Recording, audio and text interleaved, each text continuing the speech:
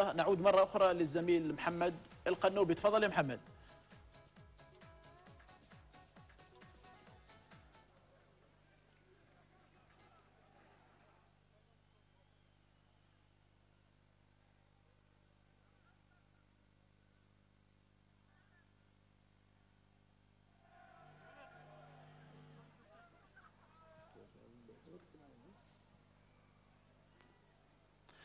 إذا هنا عموما تكريم لاعبي الفريقين.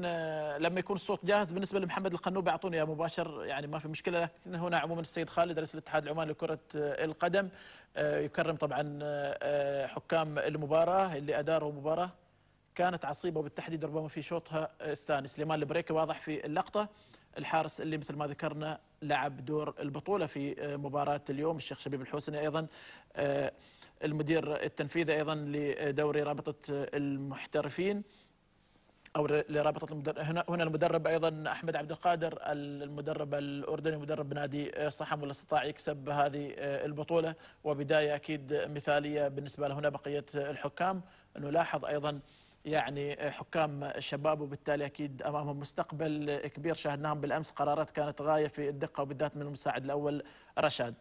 لاعبي نادي السيب يتقدمون لاستلام طبعا جوائز المركز الثاني، واكيد يعني حاله الحزن واضحه بالنسبه للاعبين، ولكن هكذا انتهت عليها المباراه. ومن المهم للفريق ان يعود من جديد ويستكمل مشواره في بطوله الدوري اللي حتى الان طبعا هو في المركز السادس ب 13 نقطه. هنا ابراهيم الزجالي قائد الفريق اللي اضاع احدى ركلات الترجيح، او خلينا نقول تصدى لها بكل جداره الحارس سليمان البريكي. بقيه الاسماء وبقيه اللاعبين اللي كانوا يتمنون ان يحصلوا على المركز الاول. بيتر جيجو الروماني ظاهر قبل شوي في اللقطه. هنا عبد الله الشين لاعب عبد الله الشين لاعب الخبره، وبقيه اللاعبين طبعا المغربي حبيب الله الدحماني. الفريق ربما خسر ايضا خالد بريجاوي اللاعب السوري اللي اصيب في شوط المباراه الثاني، ايمن الرحبي، وبقيه الاسماء ايضا مهند الغيلاني، وباقي اسماء هنا سلطان الجلبوبي ايضا،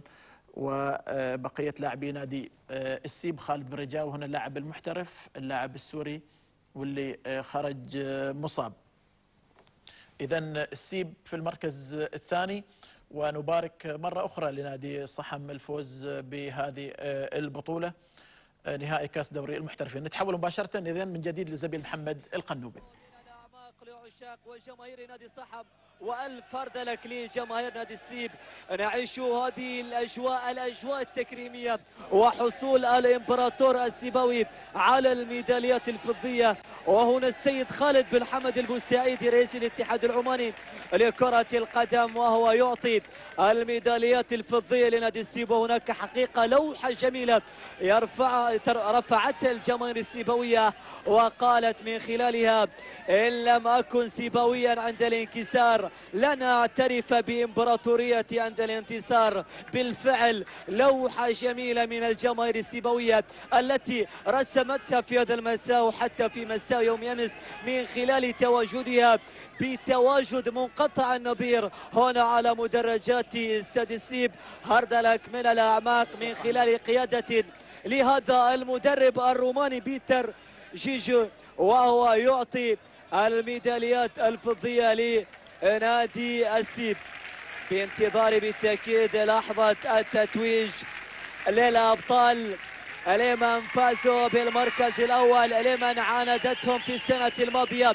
لكن دائما الموج الأزرق أحيانا يكون هادئا هيجانا لا تعرفه متى إلا في أوقات حساسة، وكان هذا اليوم هو يوم من خلال تواجد لاسم كان من الأسباب الرئيسية في إعطاء صحم هذه البطولة. ونحن نتحدث هنا اليوم عن حامي عرين صحم سليمان البريكي. تقدم في هذه اللحظات للأبطال وأخذ للصور لأن تبقى خالدة في الأذهان. هنا تقدم لأبطال بطولة كأس المحترفين العماني 2013 بنسختها الثالثة، أول بطولة للموج الأزرق هنا في هذا الموسم، أو حتى ببطولة تنشيطية وباسمها الجديد. تكريم ليعقوب عبد الكريم الذي أدر ضربة جزاء. الرواق الأيمن عبد المعين هنا أحد رجالات هذه المباراة، هو يوم وكان حقيقة عريسا، وبالتأكيد سيزف مع البطولة هناك لمحافظة شمال الباطنة وتحديدا لولاية صحم.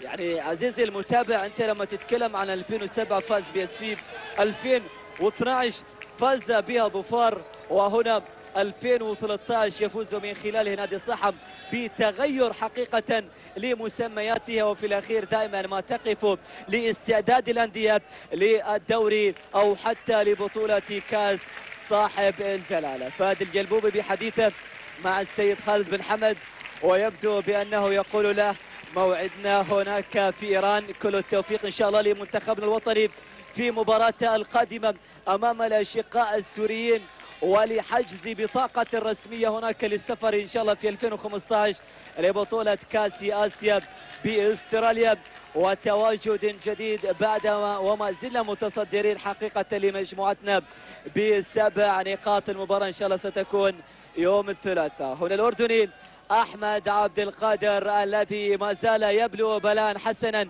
وما زال يقود الكتيبة الصحموية بكل اقتدار، وما زال يرسم الابتسامة للجماهير الصحموية، يعطي صحم بطولة. وبعد ذلك إن شاء الله اليوم في تمام الساعة 7 ستنقل لكم القناة وعلى الهواء مباشرة أحداث البطولة الأغلى على الإطلاق، بطولة كاس صاحب الجلالة وقرعتها، وتحديدا قرعة دور 32. الإداريون والإعلاميون وهم يتحصلون على الذهب، وبمعانقتهم للقب هنا حسن مظفر بانتظار أن يرفع اللقب وكأس المحترفين العماني 2013، ولحظة بالتأكيد انتظرتها الجماهير الصحموية بكل شغف بكل رغبة، واليوم هم يعانقون، هم يتحصلون، هم يتوجون، وهم يتوشحون ببطولة كأس المحترفين العماني.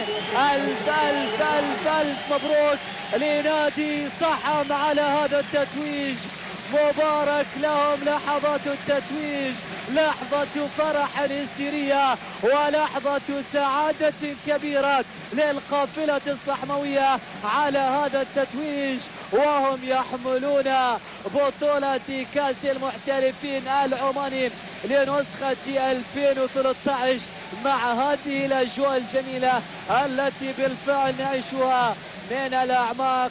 مبارك لنادي صحم حصولهم مع هذه اللحظات، وهم يرفعون بطولة الكأس عاليا لنادي وللموج الأزرق، لأن تبقى بالتأكيد هذه الصور خالدة في أذهانهم، وبهذه السعادة الكبيرة التي هي حاضرة هنا على مسرح هذا اللقاء، هنا على استاد السيب الرياضي، لأن يسافروا ببطولة الكأس من هنا من محافظة مسقط لمحافظة شمال الباطنة. بالتأكيد سعادة كبيرة، وسيذهبون بكل تأكيد أن يفرحوا بهذه البطولة هناك لجماهير وعشاق نادي صحم بعد أن يأخذوا صورة تذكارية بالفعل هنا على أرضية الميدان.